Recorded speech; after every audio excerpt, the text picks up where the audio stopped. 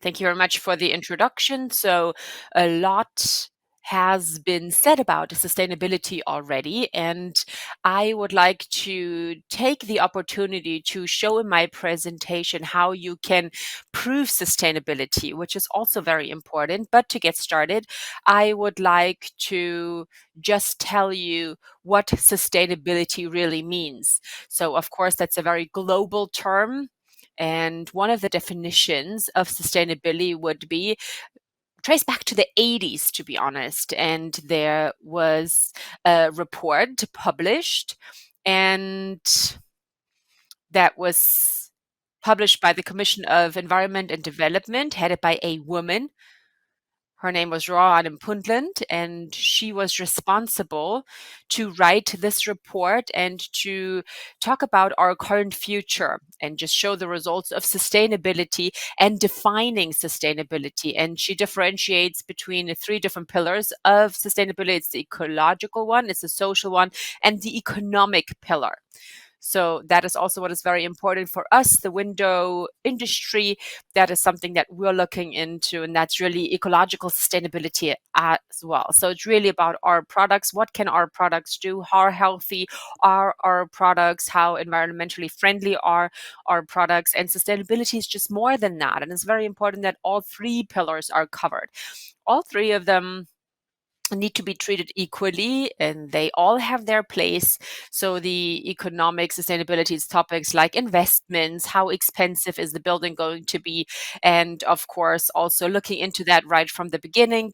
Social would be the whole topic of people who live in these buildings or have to work in these buildings, and then also the ecological sustainability, and that would be what is going to happen with the products. What kind of impact are the products going to have on the environment that we built in? Of course, our windows, doors, and facades are meant by that. And overall,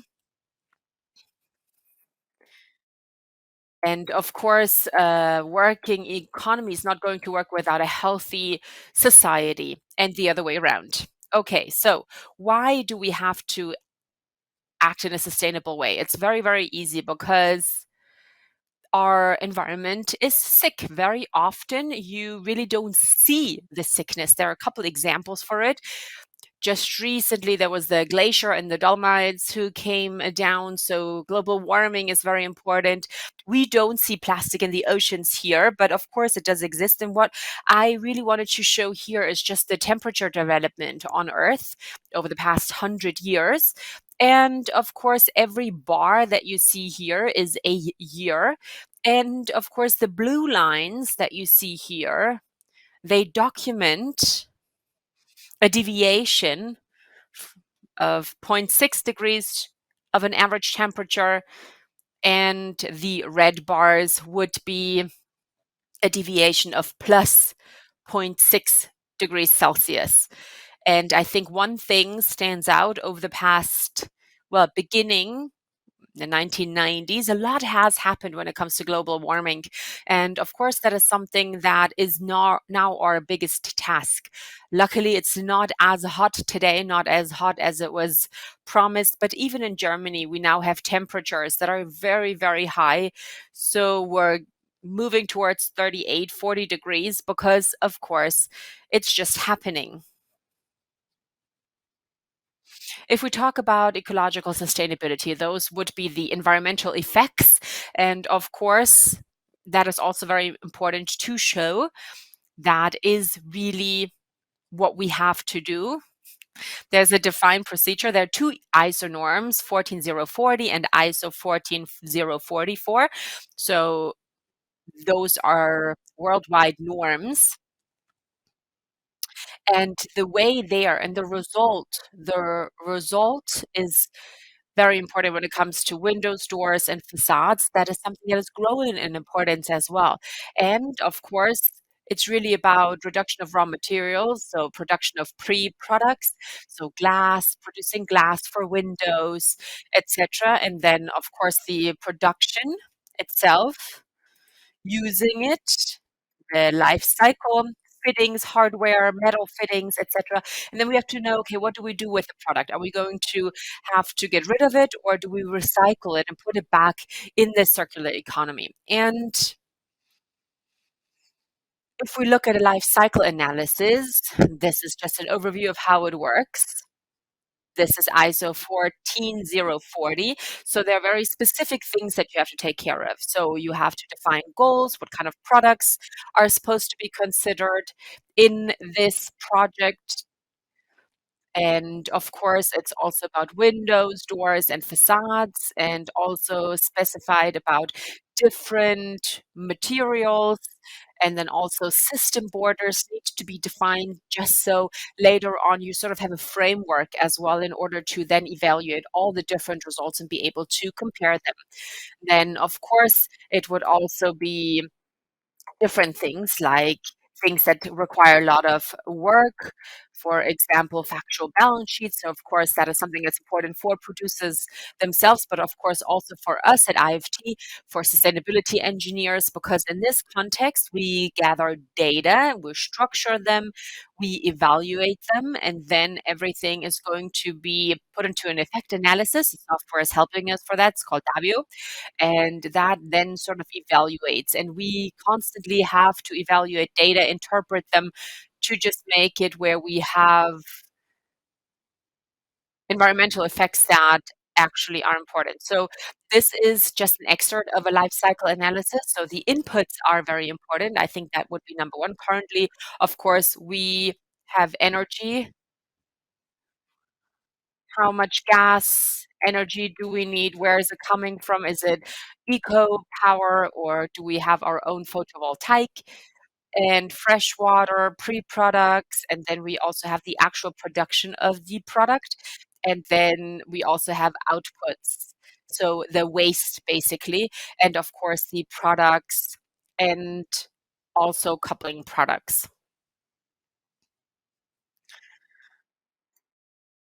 So this analysis, and this is an updated norm that would be EN 15804.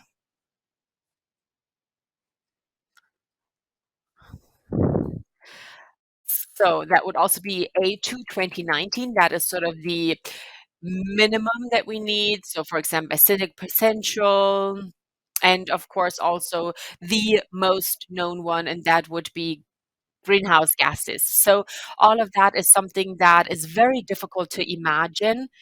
And that way you can just sort of get an idea of what is 1 ton of CO2. A ton of CO2, if it's 15 degrees temperature, would be a ball-sized 10 meters, 10-meter radius. So that would be a ton of CO2.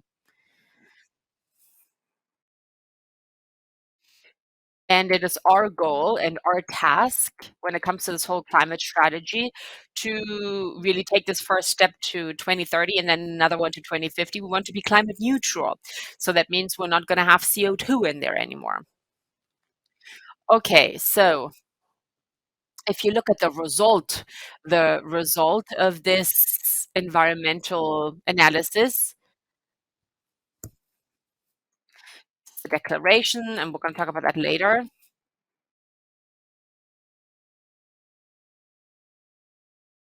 There are different phases. So the mandatory parts are on top. That would be A1 through A3. That's the production phase with the raw material transport and production. And another thing that's new would be A2 2019.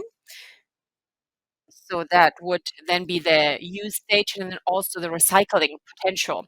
So that would sort of be the frame for everything that we have. So in this case, for each of these stages, we are going to collect data, look at them, evaluate them, and then also have the modules A4, A5, and B1 through B7. Those are the optional modules. That would be the building stage and also the use stage. That is not mandatory, it's still optional. However, there are still some considerations as to how the industry can actually contribute, being windows and facades as well as doors. So, of course, we can create some transparency and visibility. So, what is helping or how is EPD helping? Well, and that is really how it's going full circle. So, at the end of the day, that would be the incoming side, so the EPD for Windows.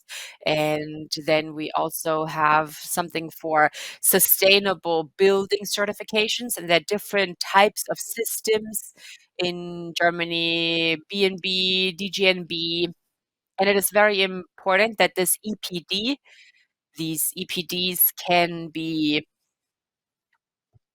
created by many different organizations, and they need to be verified externally in order to make it where its data and the environmental effects can be part of the eco-Baudat. And that is the only way, only if they're in there, they can certify the building, and then they have access to the environmental data.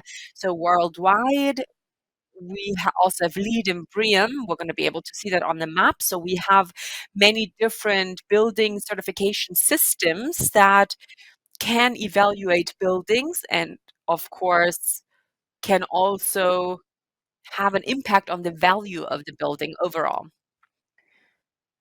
All right, so what do we do together with the association? Well, we are going to have a shared project, and that is going to start in September officially, and it's for windows, doors, and facades. When it comes to wood,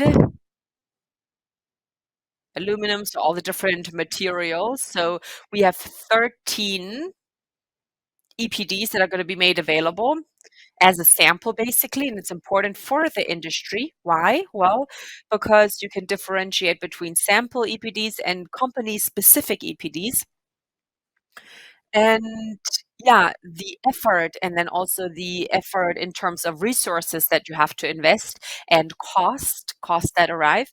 Of course, they can also have a impact and they can be minimized for builders, and that can have a big impact on the next year as well. So then on the IFT website, if you have a defined question catalog that you have to fill in, you then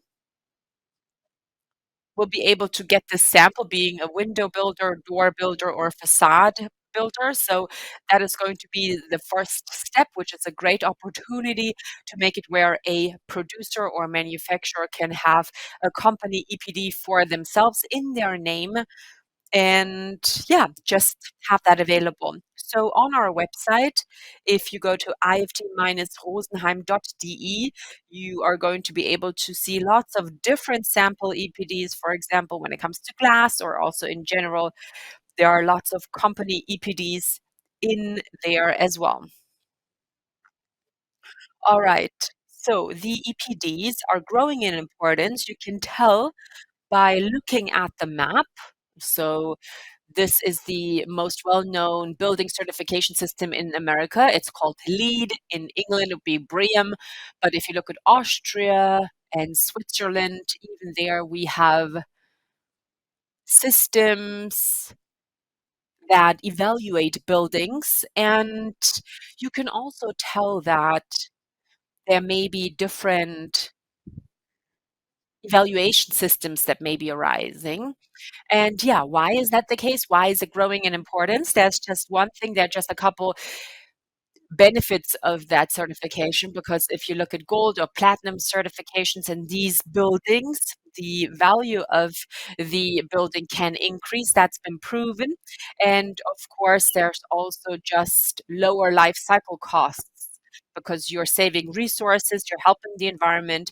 And of course, if you want to have a positive impact on the users, so this is just an example from Passau. So this is a certification in platinum. So what does it look like? What does a building certification look like? Well, overall, there are 6 different technical qualities. For example, starting with the economic quality, tech quality, process quality, and all of that is then going to be set up in different characteristics. And of course, you can also say when it comes to building certification, For windows and doors, not all of these characteristics apply. So we have 18 overall for indoor spaces, 30 for quarters, and 37 for buildings. And in order to also simplify everything, make it more compact, we decided to create a product, which is a document in collaboration with our customers and clients. That's the IFT Sustainability Product Pass, and it's sort of like a driver's license for a building product with all the different or a plethora of different products and services that also play a part in this sustainability topic. And we also have the important characteristics that are then going to be applied to these products for the different buildings. For these certification processes, they are also going to be in here. They're sort of re-evaluated and pre-evaluated, but you also have the possibility to use the EPDs that I already mentioned earlier. They can be included as well. We also have additional important certification systems in connection with hygiene and health. VLC, for example, we also have sustainable woods, and we have different systems for that. And we also have cradle to cradle, for example. And we also have our management certifications, specifically when it comes to environment, energy management systems. Of course, all of that is helping when it comes to collecting data via EPDs, because from our experience, these company data or sets of data, especially when it comes to energy data, for example, whatever is necessary for EPD, of course, that is something that is being processed with the management system. And of course, then it's structured a lot better and it's also updated. And with that, the sustainability product pass is just an official document for producers, and for them, they can just show very easily in the future how sustainable their product is. And then also you can actually have a successful way to building certification. So that's it. That's just a short overview about sustainability. And of course, I'm happy to answer any questions.